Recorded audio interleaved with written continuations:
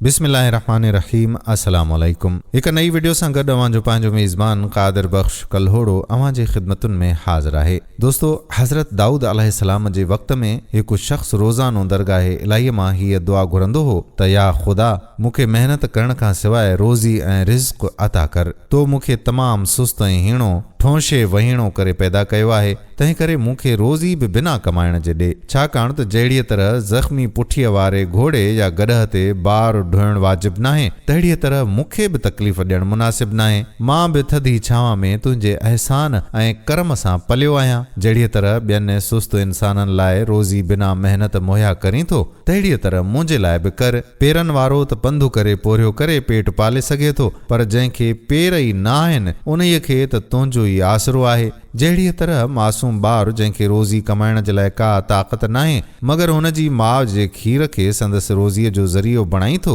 मुंहिंजे लाइ बि अहिड़ीअ तरह सामान मुहैया कर। मां ज़ुबान सां तोखां घुरां थो, मगर हथनि पेरनि जी जुंबश जी ताक़त कान थो रखां। उहो शख़्स राति ॾींहुं इहा दुआ घुरंदो रहंदो हो। माण्हू संदसि दुआ ॿुधी मथसि टोकूं ऐं चिथरूं कंदा हुआ। पाण में चवंदा हुआ त हीउ शख़्स वॾो हरीस ऐं ढेढ आहे। हीउ शख़्स ॿिनि ॻाल्हियुनि खां ख़ाली न आहे, या त वॾो बेवकूफ़ आहे या भंग पियो थो वते। ख़ुदा हर कंहिं लाइ धंधो पैदा कयो आहे त कमु करे रोज़ी कमाए। हीअ दुनिया आलमे असबाब आहे, बिना सबब जे रिज़्क़ नाहे मिलंदो। हीले सां रिज़्क़, बहाने सां मौत। असांजो नबी हज़रत दाऊद अलैहिस्सलाम, जंहिंजे फ़रमान में जानवर, पखी, पखण ऐं जिन्न बि आहिनि, रूए ज़मीन संदसि कब्ज़े में आहे, ख़ुदा ताला खेसि मुअजिज़ा अता कया आहिनि। ख़ुश अलहान अहिड़ो आहे जो संदसि वाइज़ ॿुधण सां हज़ारे माण्हू वासिल बिल्लाह थियनि था। संदसि मिठड़े आवाज़ ते हरण ऐं चीता बि बुत बणिजी बीही था वञनि। एतिरी शानो शौक़त हूंदे बि महिनत करे मानी कमाए थो, मगर हीउ ज़लील ऐं बेकार शख़्स चाहे थो त घर वेठे मानी मिले, ख़ज़ानो हथ अची वञे। मतिलबु माण्हू सवें ॻाल्हियूं टोकूं ऐं चिथरूं कंदा रहिया, मगर हीउ बि मर्द मौलाई दुआ में मसरूफ़ ऐं मशगूल रहंदो हो। हू दुआ खां कक न थियो। नतीजो इहो निकितो त उन मददगार ऐं ज़ुल जलाल ख़ुदा ताला संदसि दुआ क़बूल करे विधी। छाकाणि त हीअ ॻाल्हि साबित थियल आहे त ॻोल्हींदड़ आख़िर लभंदो आहे। रिज़्क़ पखीअ वांगुरु पर करे उॾरी पहुचंदो आहे। रसूल मक़बूल सल्लल्लाहु अलैहि वसल्लम जन जो फ़रमान आहे त अल्लाह ताला दुआ घुरंदड़ खे पसंदि कंदो आहे। हीउ शख़्स सुबुह जे वक़्तु ॾाढे ख़ुशू ख़ज़ू सां दुआ घुरी रहियो हो त हिकु ॾांद संदसि दरवाज़े खे टकर हयो। कड़ो कुंडी भञी ऐं अंदरि काहे पियो। हुनखे यकीन थी वियो त ख़ुदा ताला मुंहिंजी दुआ क़बूल फरमाई आहे ऐं हीउ ॾांद मूं ॾांहुं मोकिलियो अथसि। बसि हू चालाकीअ सां उथी ॾांद जे टंगुनि में रसो विझी छिके खेसि केराए अल्लाह अकबर चई तकबीर विधाई। हिकिड़े कासाईअ खे बि वठी आयो, जंहिं चमड़ो लाहे ॾिनुसि। ॾांद जो मालिक बि ॾांद खे ॻोल्हींदो ॻोल्हींदो पुछाईंदो उते अची पहुतो। पंहिंजे ॾांद खे कुठल ॾिसी हुन शख़्स खे ख़ूब धमाल कयईं त ज़ालिम, तो मुंहिंजो ॾांद छो कुठो आहे? हुन वराणियो त मां कंहिं अरसे खां वठी रिज़्क़ जे लाइ दुआ घुरंदो रहियो आहियां। अॼु ही ॾांद घर में घिड़ी आयो। मूं सम्झो त मौला साईं मुंहिंजी दुआ क़बूल करे ॾांद जी शक्ल में ही रिज़्क़ मूं ॾांहुं मोकिलियो आहे। बसि मूं ख़ुदादाद चीज़ सम्झी ऐं हिन खे कुही छॾियो। ॾांद वारो हीअ ॻाल्हि ॿुधी तपी बाहि थी वियो। सिधो हज़रत दाऊद अलैहिस्सलाम वटि फ़रियाद कयईं, मगर हुन खे बि पाण सां वठी वियो। वाट ते ठौंशनि ऐं मुकुनि सां बि चङीअ तरह सां मुरमत कयईंसि। फ़रियाद में चयईं त हिन ज़ालिम चोरी बल्कि ज़ोरी करे मुंहिंजो ॾांद कुठो आहे। हिन मूं मिसकीन खे मुठो आहे। वरी दम थो हणे त मूं धणीअ दर दुआ घुरी हुई, जंहिं मूंखे ही रिज़्क़ करे मोकिलियो आहे। इंसाफ़ करे ॾिसो त हीउ कहिड़ो न बदबख़्त आहे। जेकॾहिं ईअं जाइज़ हुजे हा त हर हिकु गदा शाहूकार जे माल ते हथु रखी चवे हा त मूं दुआ घुरी ऐं मौला मूंखे ही माल अता कयो आहे। ॿुधंदड़ चयो त बेशक ॾांद कुहंदड़ कूड़ो आहे। दुआ जे बहाने कंहिंजे माल ते कब्ज़ो करणु जाइज़ न आहे। ऐं ॾांद जा कुहंदड़, तो ही कहिड़े किताब में पढ़ियो आहे त दुआ घुरण सां सभु कंहिंजो माल हलाल थी सघे थो? इंसाफ़ इहो आहे त या ॾांद ॾे या क़ैद में पवणु क़बूल कर। इहो ॿुधी हुन शख़्स वरी दुआ लाइ हथ बारगाह इलाहीअ में खयां ऐं चवणु लॻो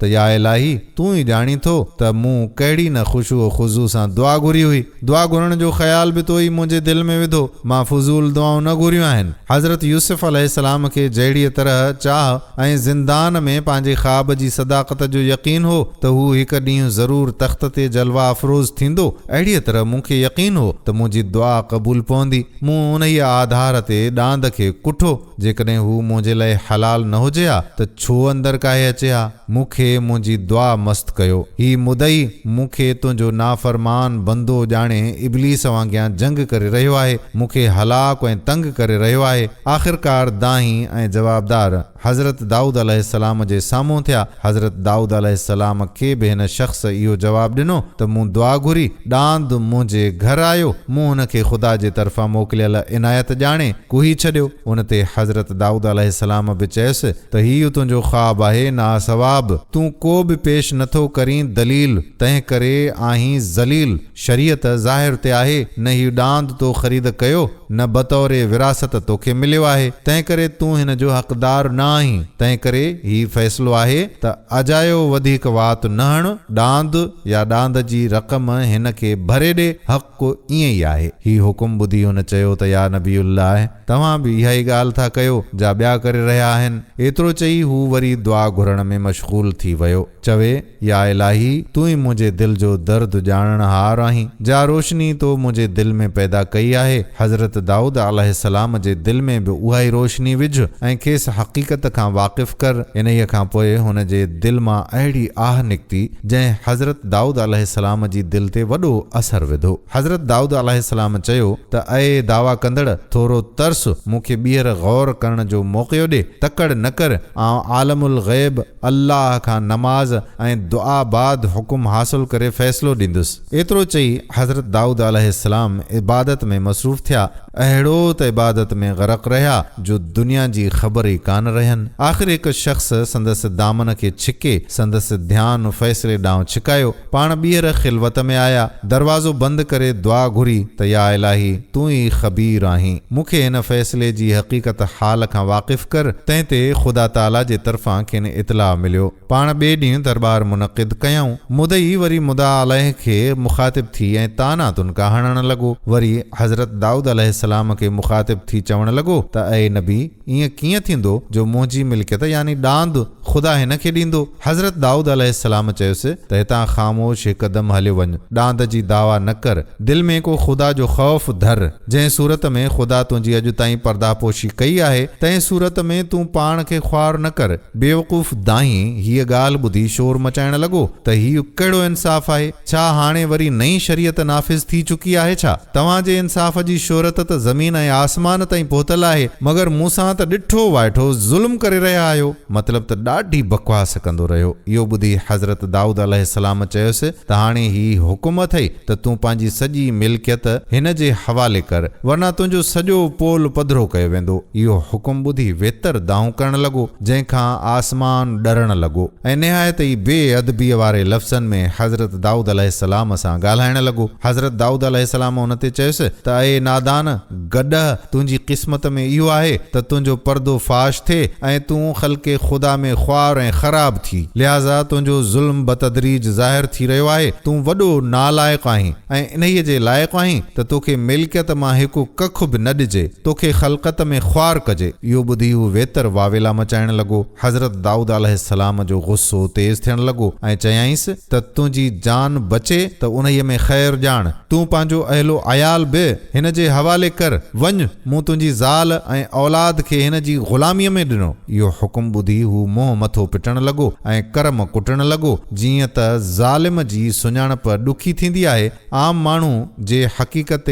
हाल खां बेख़बर हुआ से ख़ुदि हज़रत दाऊद अलैहिस्सलाम जी फ़तवा ॿुधी हैरान थी विया त हीउ कहिड़ो उबतो फ़ैसिलो आहे। ख़ासि करे मुदईअ जा तरफ़दार कुत्तनि वांगुरु गोगो करण लॻा ऐं चवण लॻा त ए नबी अल्लाह जा, ना करदा गुनाह ते हेतिरी सज़ा, इहो भला कहिड़ो इंसाफ़ आहे? हज़रत दाऊद अलैहिस्सलाम ही हंगामा ॾिसी उन्हनि खे चवण लॻो त हाणे राज़ ज़ाहिर करण खां सवाइ मज़ो न थींदो, अव्हां जे दिलयुनि मां शक शुबो न वेंदो। अचो मूंसां गॾु झंगल ॾांहुं अचो त हली साबित करियूं कूड़ ऐं सच। आख़िर हिकु वण वटि बीही हज़रत दाऊद अलैहिस्सलाम चवण लॻो त हिन वण जे पाड़ुनि मां बेगुनाह थियल खून जी बूइ अची रही आहे। खून कंहिं कयो ऐं कंहिंजो खून ई अथव ही दांह खणी ईंदड़ ऐं जंहिंजो खून थियो आहे उहो डांद जे कुहंदड़ जे वालिद जो। हिन ज़ालिम बेगुनाह खून करे वण जे पाड़ में पूरे छॾियो। खून सां गॾु कातिल जी छुरी जंहिं ते संदसि नालो बि उकरियल आहे उहा बि पूरियल आहे। न सिर्फ़ एतिरो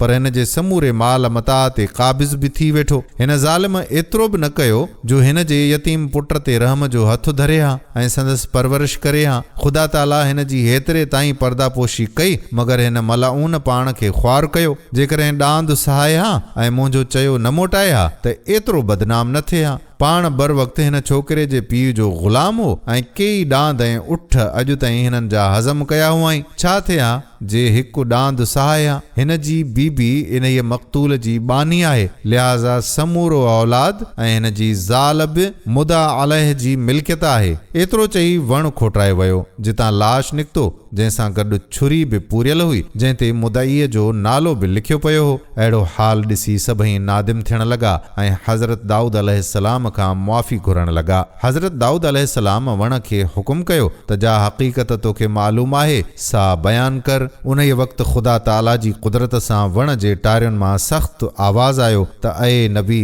जेकी तो चयो सो सरासर सच आहे। हिन बेदीन कुत्ते पंहिंजे आका खे बराबरि खून करे पूरे छॾियो। इन खां पोइ हज़रत दाऊद अलैहिस्सलाम डांद ज़िबह करण वारे खे चयो त अचु तूं पंहिंजो बदिलो हिन वठ। हिन छुरीअ सां हिन जो धड़ कर धार पंहिंजो अंदर ठार। ज़ालिम खे जोगी सज़ा मिली, हक़दार खे हक़ पले पियो। दोस्तो हक़ ताला जो हिल्म घणियूं रिआयतूं करे थो मगर बंदो गंदो जॾहिं हद खां लंघी थो वञे तॾहिं ख़ुदा ताला हुन खे ख्वार थो करे। खून नाहक लिके नथो, खून खथूरी कीअं लिके तोड़े बारी ॾियोसि बार। दोस्तो उमेद करियूं था त हीअ वीडियो बि अव्हां खे ज़रूरु पसंदि आई हूंदी ऐं अव्हां जे इल्म में ज़रूरु इज़ाफ़ो थियो हूंदो।